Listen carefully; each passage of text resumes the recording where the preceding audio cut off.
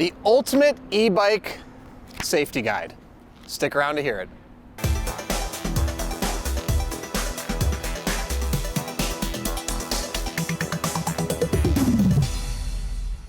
Hey everyone, I'm Dustin. I have nearly 20 years experience in the bike and e-bike industry, and today I'm joined by Jennifer. Jennifer is an expert in e-bike safety. She's put together her own curriculum to educate kids and adults on e-bike safety, and she's actually put on many, over 80 courses, sometimes of over 100 students, all to learn about e-bike safety.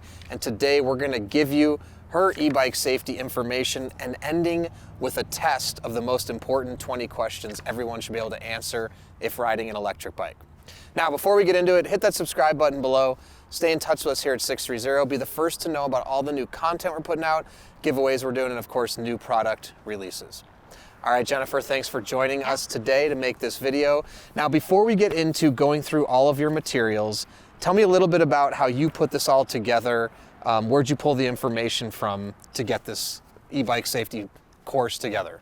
So the first place I hit the internet, right? There wasn't a lot of information out there, and it wasn't super easy to find either. It took me probably a few weeks of research to do it. And I did finally come across the Bike Coalition of San Diego. They do large fan rides, and not just e-bikes, bikes in general, because it is important to remember that a regular bicycle can go just as fast if you're going downhill. So they had a lot of information on their site. They sent me a bunch of packets, informational stuff. And then secondary was the DMV. So because a bike is a vehicle, you have to follow all the rules of the road. So the DMV touches on a ton of bicycle stuff, as well as driving and vehicle stuff that we need to know as drivers and as operators of a bike. And you just pulled that all together then into your own electric bike safety course. I did. And you said you've done over 80 of these. Yeah. And you do mostly kids, but adults too? Yeah, so sometimes, well actually, probably almost every class, I encourage the parents to stay with their kids, but I have had adults come just for themselves, and they look at me and they're like, I had no idea. Like, I learned so much, and I've been driving for 20 years. And I'm like, sometimes we need refresher courses, you know? I'll be 40 this year, and I took my driver's test when I was 16. So I'm sure there's stuff that people can definitely brush up on. Well, you're gonna have to take that written test again at some point. Yeah, I will. Okay, so we're just gonna go through a bunch of the information in your packet, kind of just cross over what you've deemed important. Then she's got 20 questions here at the end that apparently I think are the 20 most important questions you should be able to answer as an e-bike rider. So, and what is Everything Happens Faster? That is your organization? It's just my little slogan for my classes, and like I said, it's mainly geared towards kids who do not have their driver's license. I made little stickers for the kids, and it says, everything happens faster. I took the e-bike class. Because it does, right? So if you're walking and you trip over something, you're gonna get hurt a little. If you're on a bike that's going 20 miles per hour, you're gonna end up in the hospital if you fall off. So everything happens faster, and that's it. It's important to remember that. I like it. Okay, so let's start with page 1 here. Car traveling at a speed of 20 miles an hour will take about 20 feet to stop once the driver has pushed the brake pedal. A vehicle going 40 miles an hour requires 80 feet of space to be covered before it ceases moving. So what are you trying to educate with this? So when you are on a bike riding behind a vehicle, because we can ride in the lane with cars, it's important to know how long it's going to take you to stop. And it's important to know how long it's take that car to stop. There's an amount of footage, it's all just science and math, but it's there. And if you know these things, even if you know just some of the math of it, it's going to help you, because kids will get distracted, even us grown-ups can. That's why maybe a cell phone holder is important, or however you want to do it. But if you look down for a second, you see a car, like, and then your knowledge will kick in. You'll be like, I know I can stop. I'm okay. I got this. Yeah. Or maybe I should go a different way. So there's definitely science to it. Yeah. I think that's important on an e-bike too, because when you can travel 20 miles an hour or faster, you want to be able to stop on your e-bike as well too.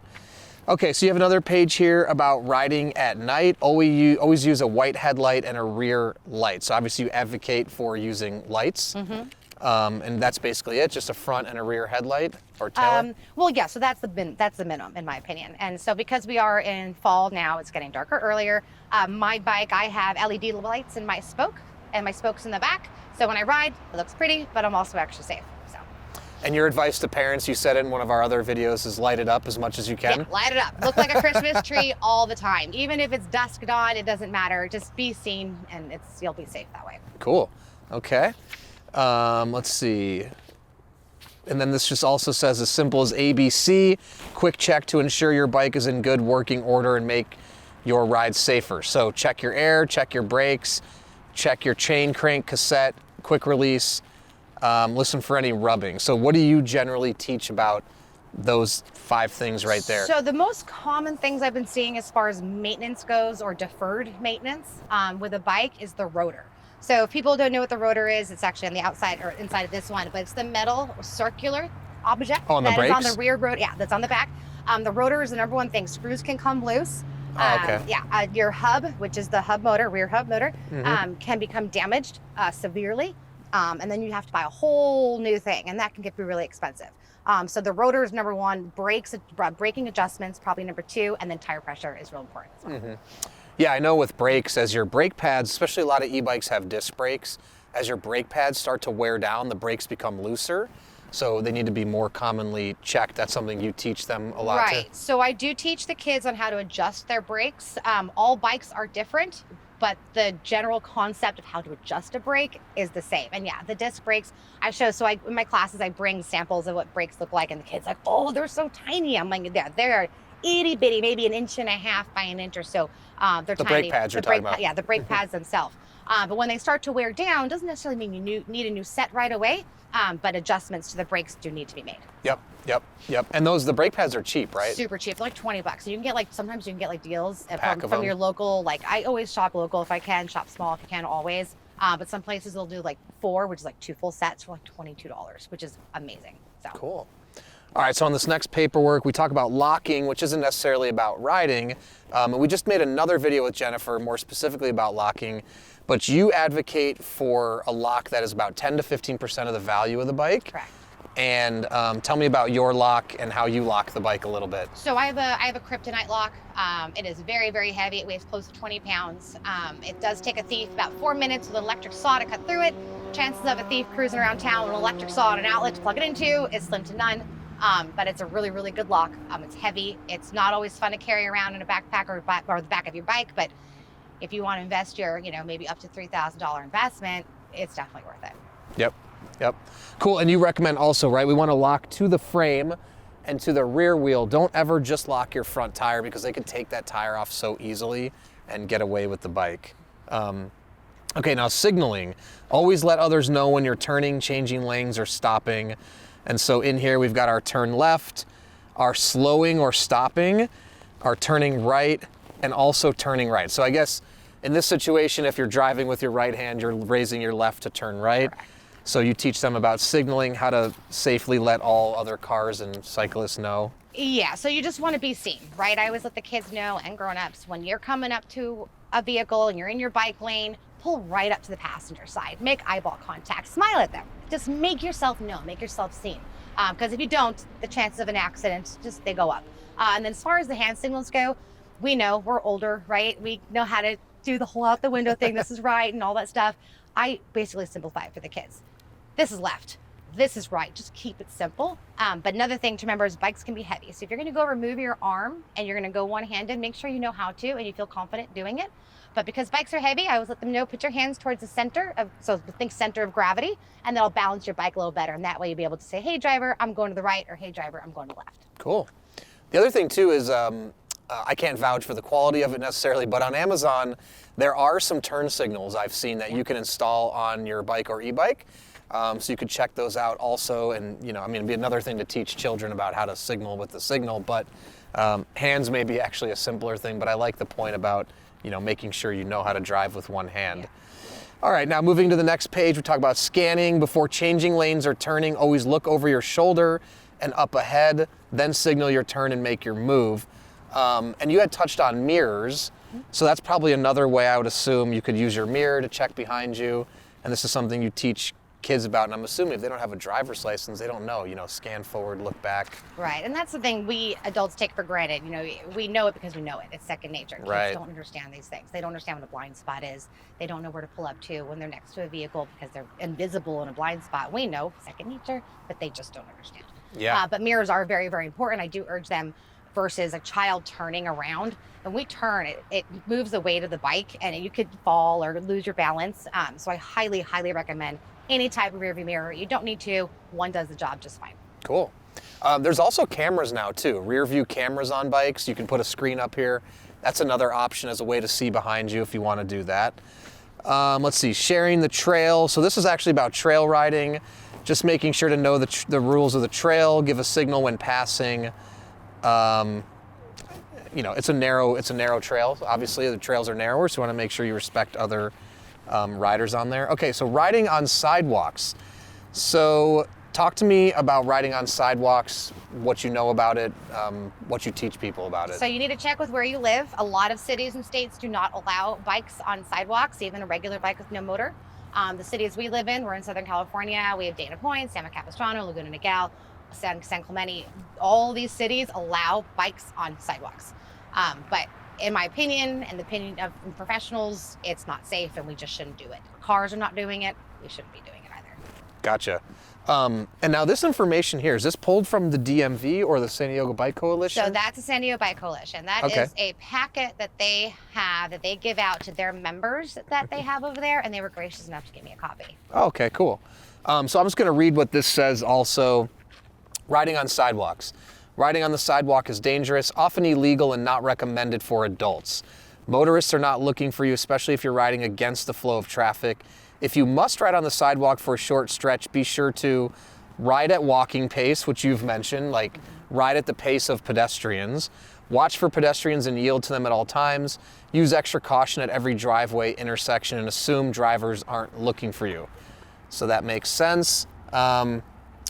And ride at walking pace, which makes sense also because you're on a pedestrian thing, which you've mentioned before. And I always let kids know, when you're on a trail or even a sidewalk, communicate.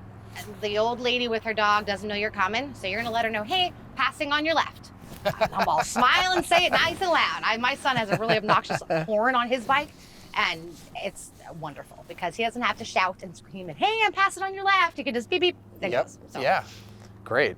Okay, now on the next one, something you've mentioned before that I want you to touch on is be predictable. So it says, make your intentions clear to everyone on the road, ride in a straight line, and don't swerve between parked cars. Signal turns and check behind you well before making a turn or changing lanes. So can you elaborate more on be predictable and what that means and what you shouldn't do to not make you unpredictable? Correct. So a few things I've noticed around our town here is a bike will be in a turn lane. So we're going to go left, right? So visualize yourself in the turn lane going left. Sometimes those lights don't turn. And I notice people get impatient, bicycle riders. So there's weights in the ground. I don't know if people notice when you pull up to light, sometimes they're weight censored, light turns green, you're good to go. Us as on our bikes, we're not heavy enough to set off the sensors. So I'm noticing that people are coming out of that lane and going into the crosswalk. And they're just kind of, I'm just going to be a pedestrian now. And I'm going to go this way and then I'm going to get back into the bike lane. You can't do that because you're not predictable. That driver behind you is like looking at you like, what are you doing? You can't change behaviors and rules of the road, and the laws are only going to apply to you as a vehicle. They don't apply to you as a pedestrian because you're not on foot, you're on a bike. Okay. Yeah, one other thing we talked about too was talk about the edge behavior and the sidewalk in that scenario. So there's 3 different behaviors that the DMV talks about on their website. It's edge behavior, which is bicycle lane, pedestrian behavior, which is a person walking on foot, and then road behavior is just your vehicle in a car lane. Don't intertwine. Do not smudge and whatever and all that, because you are not predictable. The car behind you, car in front of you doesn't know that you're going to go left if you're not supposed to be going that way. If it's a one-way road, don't go in the opposite directions. Makes sense. Although definitely for some riders, their desire to be, ambitious takes over and they start zigging in and out of different elements of it becomes dangerous. Yeah.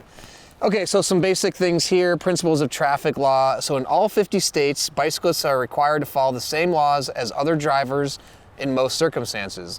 There are a few key principles that underpin all U.S. traffic laws. First come, first served basis. Everyone on the road is entitled to the space they're using. If you want to use someone else's space, you must yield to whoever is using it. Ride on the right. Never ride against traffic. This puts you in a position where drivers don't expect you to be. So if you're a cyclist out on the road, just remember you have to ride with traffic, not against traffic. And that applies to sidewalk as well. If you are riding on the sidewalk, you must go in the same direction of that traffic. Even if you're in the bike lane, sidewalk, or whatnot, it's all just one. Just think one way, one way, one way. Interesting. Okay, good to know. Yield to crossing traffic, that seems pretty obvious. Yield when changing lanes, should be pretty obvious. Speed positioning, the slowest vehicles on the road should be the furthest to the right. That's, I think, an important thing for cyclists, is you want to stay to the right if you're moving slower than the speed of traffic. Okay, let's see, lane position. Some lanes are wide enough for a car and a bike to operate safely side by side. Ride a safe distance from the curb or parked cars. Never ride in the gutter. When the lane is too narrow for sharing safely, ride in the middle. Now, you've touched on that. So if you're a cyclist and there's not enough room for you to share the lane, go in the middle of the lane, which is safer than being, pushed against the side. Yeah, you don't ever want to find yourself caught between a car and the curb. Got it. It's just not. It's never a good scenario, because that car is going to make a right. They may not see you when you get smushed. Yeah, that sounds bad. And then intersection positioning. When approaching an intersection, always use the rightmost lane going in the direction you're riding. And the reason for that, and a lot of people don't really think it until they get on a bike, it's very, very important. So if there's 2 lanes that are going to the left or the right, whichever direction you're going in, your next plan, and that's to plan your route, is to know where that bike lane is when you cross over. So the reason why you're on the outer right is because once you cross in that open intersection, you're going to get yourself all the way to the right back into that bike lane. Yep, perfect. Yeah, beautiful. Okay, let's see. So covered everything here. Now this is talking about when approaching an intersection with one lane, position yourself in the lane with respect to your destination. So that's kind of what we just touched on. If you're going to go back into the bike lane, stay in the right lane so you can turn directly into it. Let's see. Okay. Now, one-way streets with 2 or more lanes. If a one-way street is 2 or more lanes wide, laws in most states allow you to ride on either side. When you make a left turn from a one-way street onto another one-way street, it's easiest to turn from the left. But that's interesting, where you can actually be on either side in the situation of a one-lane road. Let's see. Okay, so another thing which is fairly common sense, but striped and signaled bike lanes provide a dedicated space on the road for people on bikes.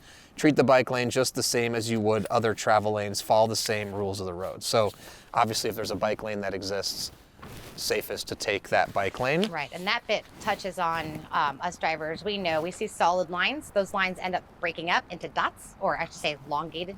Our bike lane, the lanes that designate the bike lane will disappear, and they will turn into those dots, which means the car is going to come over into your lane, and that gentleman, he's going to make a right-hand turn in front of you. It's going to happen.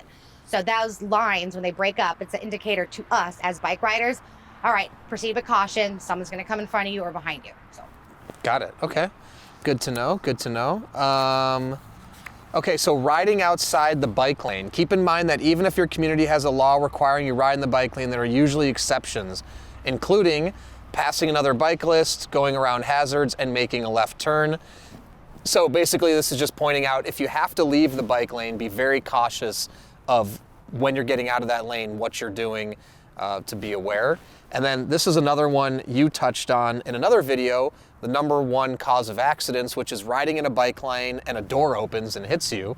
And it says, avoid the door zone. Leave at least 3 feet between you and parked cars, preferably more. Watch for people opening their door. So if you're riding in a bike lane, car parked here, you want to give yourself at least 3 feet between your body and the car to avoid that door from hitting you. And most roads will allow that. Most roads have enough footage to do that. Something to be cautious of is to your left is going to be moving traffic. So you want to make sure that you have enough space. You're not too far to the left, you're not too far to the right. There is a sweet spot, but it just depends on the road that you're on. Yeah, and you made some other good points. Jennifer said, if you're coming up on a lot of parked cars, check for movement in the car. If you can, look through the back windshield. Also look for brake lights or anything that would indicate maybe somebody's coming out of that car, just to give you some advance notice. I think that's a really good tip. Let's see.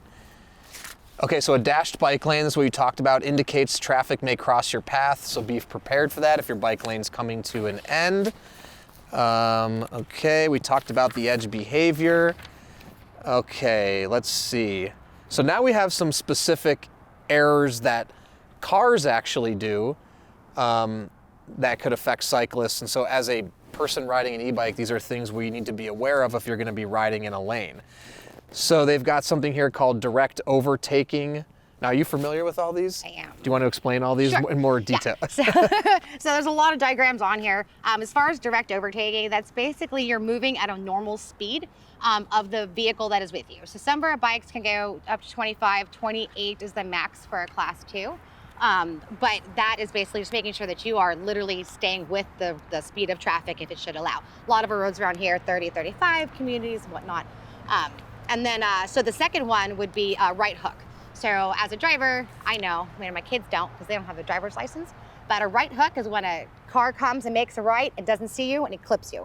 So I don't know how well you can see that, but there's a lot of this stuff, and I'll send you some PDFs and maybe you can post that as well. Sure, yeah. But passing and the right hooks is really, really the number one thing. So basically, really cars going just this cautious. way, you're going here on the bike, and it cuts you off, and you don't see. So yeah, and we can stop relatively fast. As far as like the numbered 1, 2, 3, accidents that are the most popular and common, those are not. That's not it. But it's a huge red light. Like just be so careful. But there's a bunch like head on if you're going the wrong way. Don't go the wrong way in traffic. Even if you're in a car, it's never a good idea. And then, like we mentioned earlier, opening the car door is just the most, you're hospital bound if you get hit, if you run into someone's car door as they're opening. And then changing lanes, you got to look out for that too. So any kind of lane changing, we should already be all the way to the right anyway. If there's a bike lane, and there's usually almost always a bike lane. But as far as cars changing lanes, we're small, they're big, they're going to tap us. It's going to happen. Yep. But those are definitely the big ones. One thing I was just thinking of too is, if you are a cyclist and you're waiting at a red light, I would count to 5 before I go after that light turns green, because, if someone's running that red light and you're in a car, you have a lot more of a chance to survive that than you do as a cyclist. So I think it's really important, maybe let the car go first as well, because that could act as a shield for you. I've seen a lot of accidents in San Clemente where kids get hit, someone ran a red light, or they come in and they roll through a red light, make a right turn and someone's going, or if you have the green and the car's making a right on a green and they don't see you. So just things to be aware. You really have to have your awareness higher. Now, some things it's got here in your diagram about bicyclist errors, which is rear-ending the motorist. So obviously pay attention, make sure you know how far you are behind the car. Don't look down at your cell phone. Lane changing, no lights at night, failure to yield at a stop sign or signal, which you said is the #1 cause of accidents on e-bikes, and going against traffic. All right, now let's go ahead and skip to your quiz that you give to the parents at the end of your educational course. So what does a dashed bike lane stripe indicate?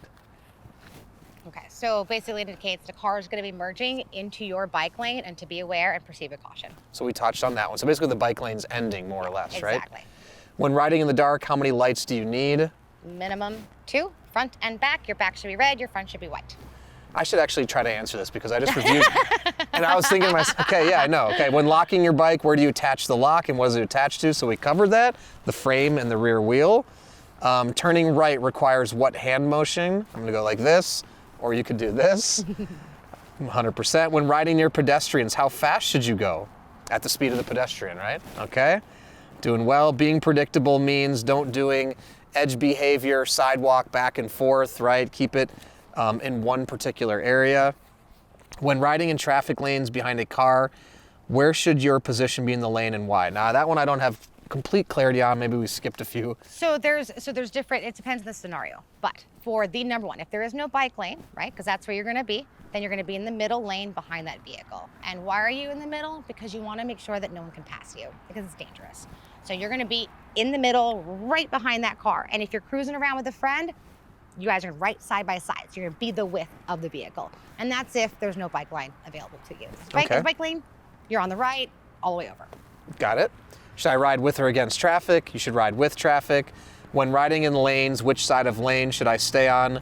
We just learned that one. Stay on the right side, or if you're in a one-way, you can be on the right or the left side. When turning left at a major intersection with 2 left turn lanes, which lane should I be in? You just mentioned that. Be in the right lane if there's going to be a bike lane at the end of result of that.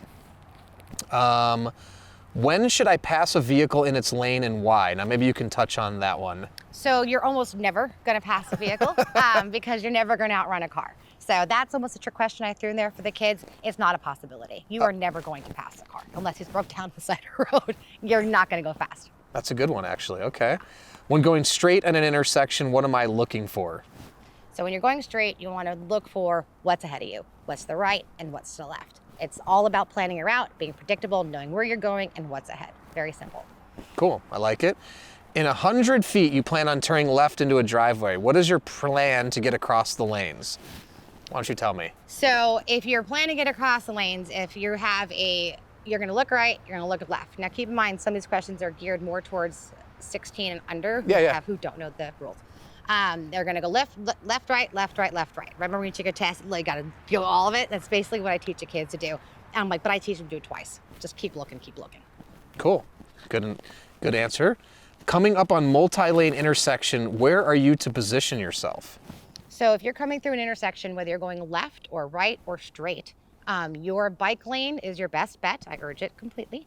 However, when you're coming up, you want to make sure if there's cars that are going to be going right, they're going to be coming in front of you. So do not push yourself all the way up against that curb. Make sure you're in the center of your bike lane. It just keeps you a little safer, a little more wiggle room. If you're going left, you want to be in the center of that lane that you're turning, and then obviously at the end, get back into your bike lane.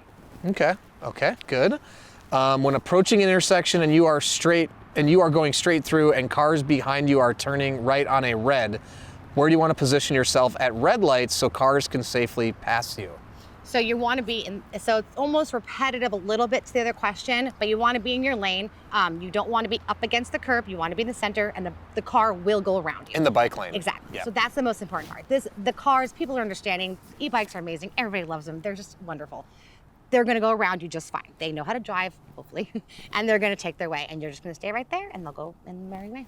Just to touch on that, when I ride in the bike lane and I notice I'm at a lane where a lot of people are going to turn right, I back up about 5 feet off the curb, the intersection curb, just to give that car some space to know that they can turn around me. I don't know about me, when I'm in a car and there's a cyclist really far up on the road, it intimidates me to turn right. So as a cyclist, when I'm out there, I give them the space to let them do what they want. And then I'm also staying out of the way of their car completely. But yeah, I just want to make sure when I'm cycling, I'm not confusing that car also. I don't know if you've been in that situation where like, should I turn? Should I wait? Is he going? Is he stopping? Yeah, and I communicate. I've had several interactions with kids. They don't know that, I know, I'm the e-bike lady, but I'll give them a flash of the brights. I'll let them, that's my way of communicating to them. Like, hey, go, you're good to go. I'm always going to give that kid the right of way no matter what, just because of my passion, for the riding. Yeah. But they usually wave, like, oh, that lady was nice. I'm like, okay, you're good, go, you're good. They're like, okay, and they wave, but that's it. The communication, eye contact, we're all one big community, whether we're here or across, the country. It's important to communicate. Yeah. Okay, let's see. Is it safe to wait in the crosswalk with a foot on the curb at a red light? Why? Never, ever do you want your foot on a curb because you're just asking to be squished. Okay, so good to know. You don't see the driver of that car with his door open hanging out like that. You don't do it either. Okay, fair enough. Riding along parked cars, what should you look for? We touched on this, which is doors opening, give yourself 3 feet so no one's coming out. When a car is traveling at a speed 20 miles an hour, how many feet will it need to come to a complete stop? How many feet does a car need to stop if it's traveling at 40? So that was in our first one. I don't remember. You probably remember. So 20 is 10 feet, 40 is 20. Got it. So just half and half. It's easy to remember. Got it. When riding, what and where should your eyes be focused? I would just say up, scanning on the road. When riding in a bike line, should you ride side by side with another rider or in a single file? What's your take on that one? So bike lane, single file, unless it permits it. But I have yet to really see bike lanes that are wide enough for 2 side by side. The only time you should ride side by side is when you're in a vehicle lane. You take up the width of the lane. Now that's a good one. And if you like to ride with a partner and communicate, there's options to maybe even have headsets. I've seen riders do it. There's also, have mirrors or have the rear camera. If you want to keep an eye on one another, that's also an option. But yeah, trying to cram 2 people side by side in narrow bike lanes is not a good idea, especially for kids. You could slip, you could hit a rock, you could bump into each other, and you could cause an accident. So I like that one going single file. All right, so we just ran through most of the information and covered the questions. That's a great e-bike safety course. If you want to check out more information about this and some contact info for Jennifer, you can find it in the description below. You can also leave some comments if you have any other questions or thoughts, or reach out to us here at 630, the team at sixthreezero.com, or call us 310-982-2877. And if you want to check out 630's e-bikes on our website, go to sixthreezero.com. We really emphasize safety. That's very, very important to us. In addition to that, we have a Facebook group with thousands of members. You should pop in there, talk to our existing riders, ask them questions, see what things they're doing and accessories they're buying to keep themselves safe on e-bike rides. And you can make new friends and post photos of your e-bike as well. So thanks for sticking around, and don't forget, it's your journey, your experience. Enjoy the ride.